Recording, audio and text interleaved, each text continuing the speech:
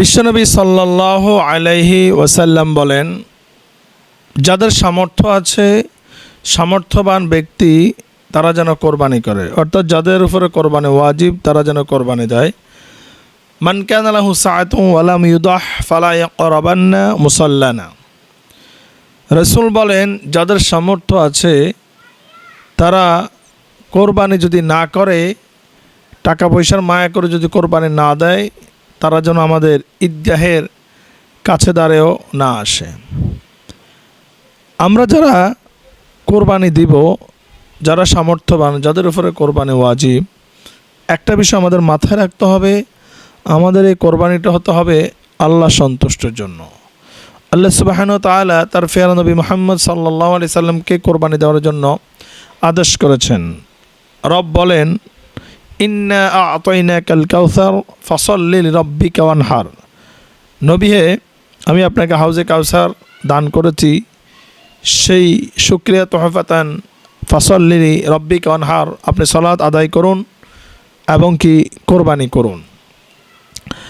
আল্লাহ তাআলা আবার নবীকে বলেছেন, উলিন্না সলাতি ওয়া নুসুকি ওয়া মাহইয়ায়া ওয়া মামাতি লিল্লাহি রাব্বিল আলামিন। Indeed, my salah, my sacrifice, my life and death, everything is for Allah. নিশ্চয় আমার সালাত, রাসূল বলছেন, নিশ্চয় আমার সালাত, আমার স্যাক্রিফাইস অর্থাৎ আমার কোরবানি, আমার হায়াত, আমার মৌত, সকল কিছু, এভরিথিং ইজ ফর আল্লাহ, একমাত্র আল্লাহ সন্তুষ্টের জন্য।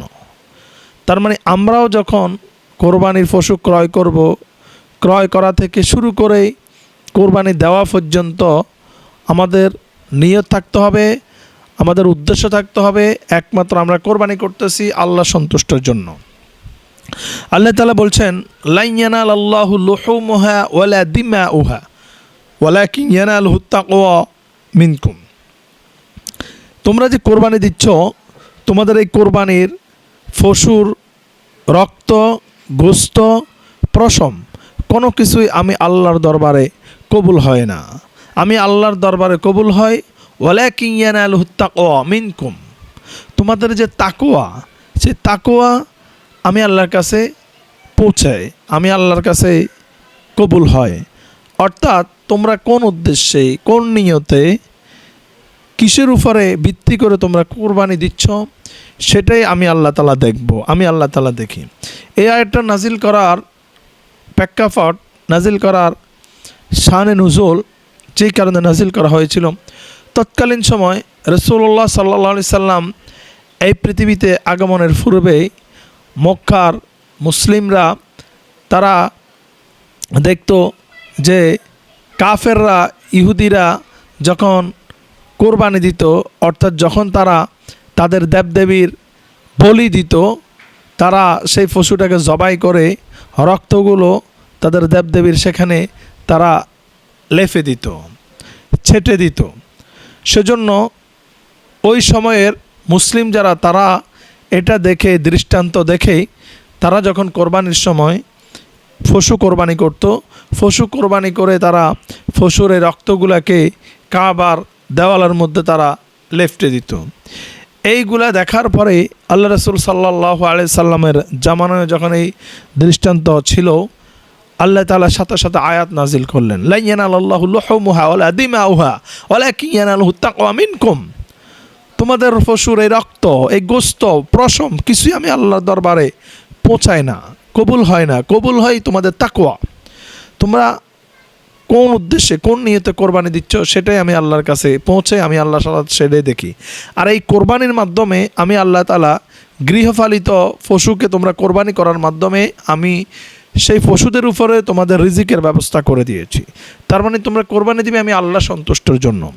কোরবানি দেওয়ার পরে বিনিময়ে তোমরা এই হালাল পশুর গোস্তগুলা, এগুলা তোমাদের রিজিক হিসাবে তোমরা এগুলা ভক্ষণ করবে, তোমরা এগুলা খাবে।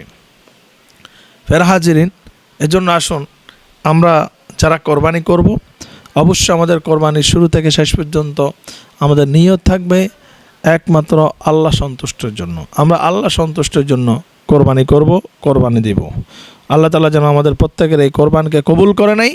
রাসূলুল্লাহ সাল্লাল্লাহু আলাইহি সাল্লামকে সাহাবীরা প্রশ্ন করলেন, ইয়া রাসূলুল্লাহ, আমরা যারা কোরবানি দিব, এই কোরবানি দিলে আমাদের লাভ কি, আমাদের ফায়দা কি? রাসূল সাল্লাল্লাহু আলাইহি সাল্লাম বলেছেন যে তোমরা যে পশুটাকে কোরবানি করবা, সেই পশুর যে ফসম আছে, লোম আছে, এই ফসম এবং লোম পরিমাণ আল্লাহ তাআলা তোমাদের আমল নামায় নেক দিবে, সওয়াব দিয়ে দিবে, এবং কি এই পরিমাণ তোমাদের গুনাহ খাতাগুলোকে মোচন করে দিবে। এমন হতে পারে আপনার আমার এই আল্লাহ সন্তুষ্টির জন্য কোরবানি দেওয়ার কারণে কাল কিয়ামতের দিন আল্লাহ তাআলা বান্দাকে যখন উসিলা খুঁজে খুঁজে মাফ করবেন, যদি আপনার আমার কোরবানিটা আল্লাহর দরবারে কবুল হয়, আল্লাহ তাআলা এই কোরবানিকে উসিলা করেও আপনাকে আমাকে মাফ করে দিয়ে জান্নাতের মেহমান বানিয়ে দিতে পারেন।